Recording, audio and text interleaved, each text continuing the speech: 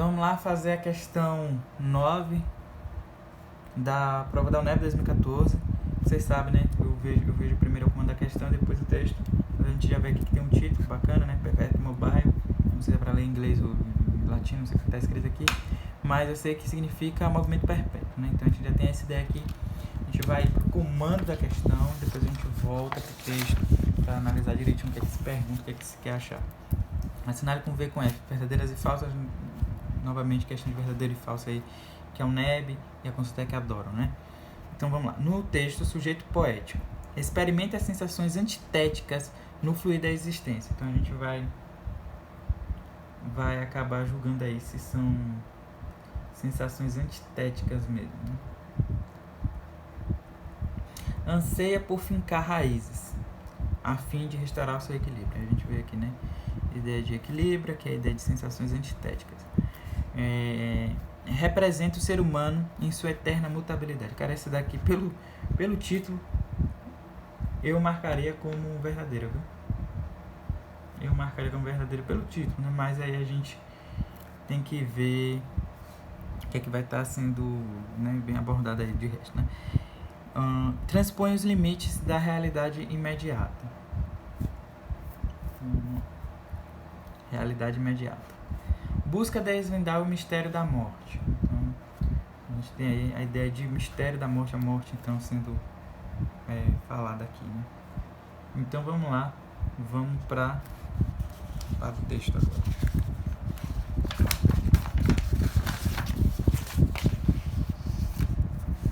Perpétuo Mobile. Estive, quem estive, né? Eu estive. Você vai perceber que o texto traz toda essa referência aqui, né? De um verbo conjugado na primeira pessoa. Aqui está no presente e esses outros aqui estão no passado. Vamos ver. Eu estive na antemanhã inacontecida de jovens mãos deslumbradas carregando o sol e passei. Aqui são outros segmentos, né? E segui, parti, como se eu falasse assim, ó. Eu estive em tal local e passei. Eu atravessei tal coisa e segui. Eu cheguei em X aqui, né? E parti. Eu alcancei e vou. Porra. Você vê aqui que, tipo assim, são ideias antitéticas, né? De antítese, né? Você esteve e passou. Tipo assim, são conjugações contrárias. E é por isso que a primeira afirmativa, ela é verdadeira, viu? Aí você vê aí a segunda, né? A segunda afirmativa. Deixa eu só lembrar aqui o que eu falava. Na segunda afirmativa, ele diz que anseia por fincar raízes a fim de restaurar o seu equilíbrio. Falso demais, porque é o seguinte, olha só, ele esteve e passou, ele atravessou e seguiu. Como é que ele fincou raízes nesse sentido, gente? Não existe essa ideia, não. Ele não finca raízes, então a segunda é falsa também. Então vamos lá, né? A primeira deixa eu botar aqui. A primeira é verdadeira, a segunda é falsa. Representa o ser humano em sua eterna mutabilidade. É exatamente isso que acontece. Olha que eu não tô lendo, velho.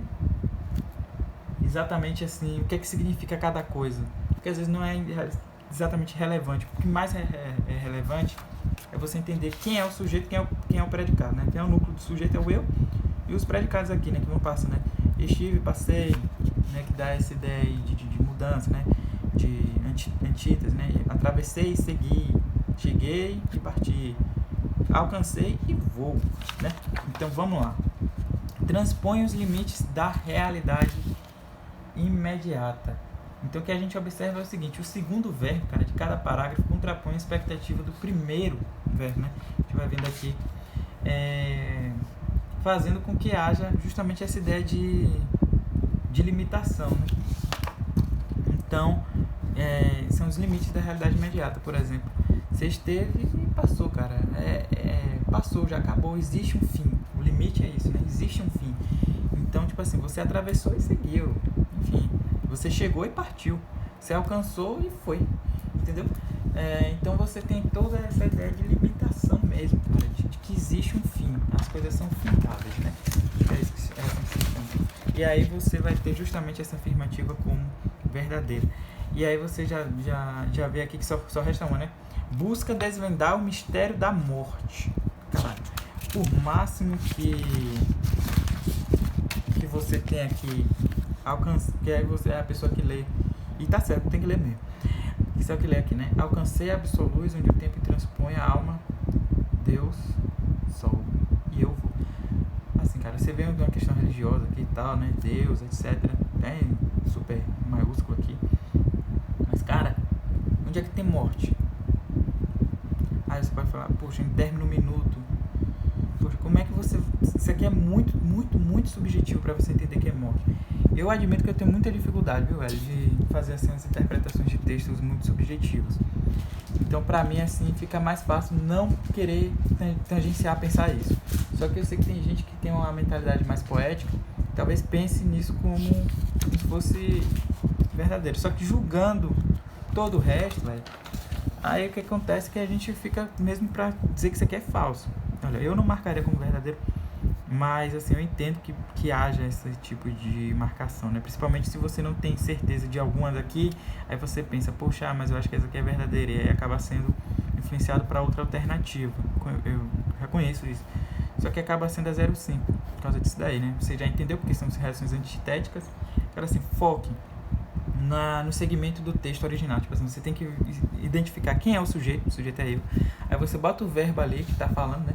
E você depois passa. Aí teve lá um i, que é uma conjunção, é um termo de conjunção, né? Ah, então tem outro eu que fez outra coisa, né? Então eu estive e passei. Foi uma coisa assim que tinha no texto. Eu estive e eu passei. Então, tipo assim, pense nesse sentido. Você fez alguma coisa, não importa, cara, o que você fez. Você fez, depois passou, entendeu? Então, aí, com esse tipo de análise, você consegue responder mais tranquilamente essa questão, que a depender de como você olha para ela, acaba sendo uma questão difícil. Mas, se você utiliza de uma outra estratégia, talvez fique um pouco mais fácil, né? Então é isso aí. Eu espero que você tenha gostado da resolução. Se gostou mesmo, aí dê um like, né? Se inscreva também.